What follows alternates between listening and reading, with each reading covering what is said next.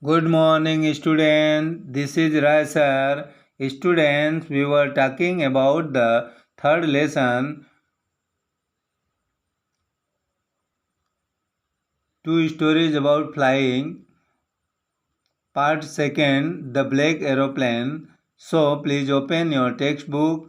I am going to read the next paragraph. So please listen to me very carefully. At last, he decided to fly his aeroplane straight through the black cloud. अंत में उसने अपने वायुयान को काले बादलों के बीच सीधे उड़ाने का निर्णय लिया. Although it was very risky, yet he did it. यद्यपि यह बहुत जोखिम भरा काम था, फिर भी उसने यह किया. He could not see anything in the black cloud. वह काले बादलों में कुछ भी नहीं देख सका. His aeroplane started to move in the air. उसका वायुयान बादलों में मुड़ने लगा.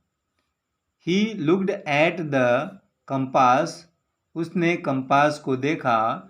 It was not working. वह कार्य नहीं कर रहा था.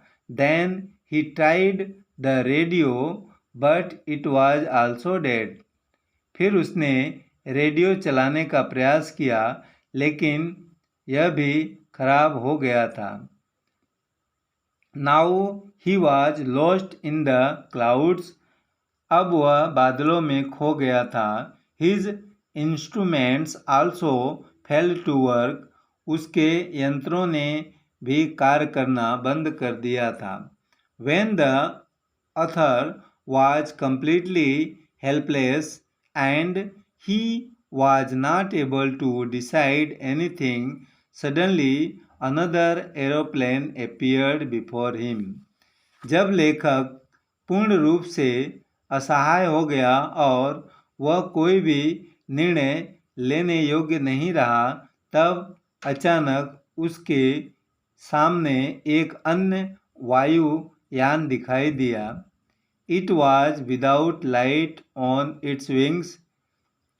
इसके पंखुड़ियों पर लाइटें नहीं थी. But the writer could see the pilot's face.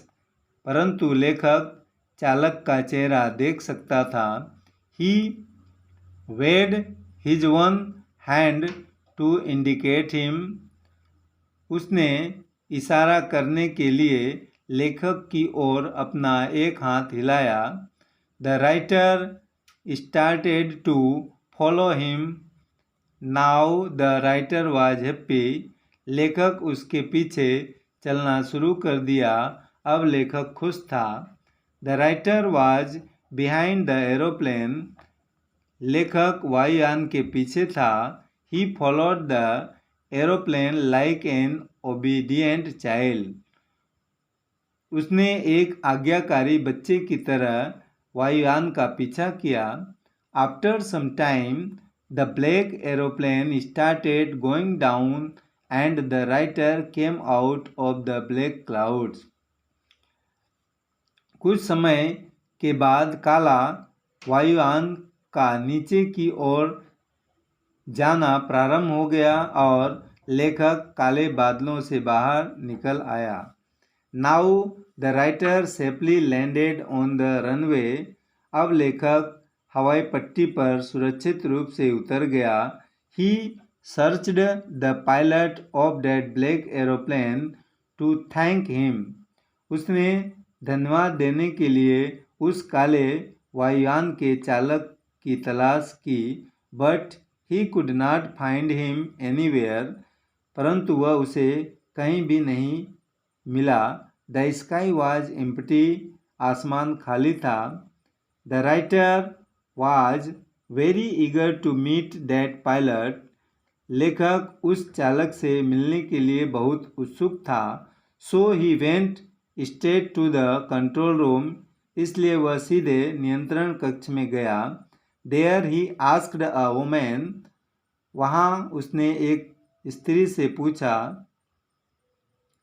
Who was on duty, जो अपने ड्यूटी पर थी, अबाउट दैट पायलट, उस पायलट के बारे में।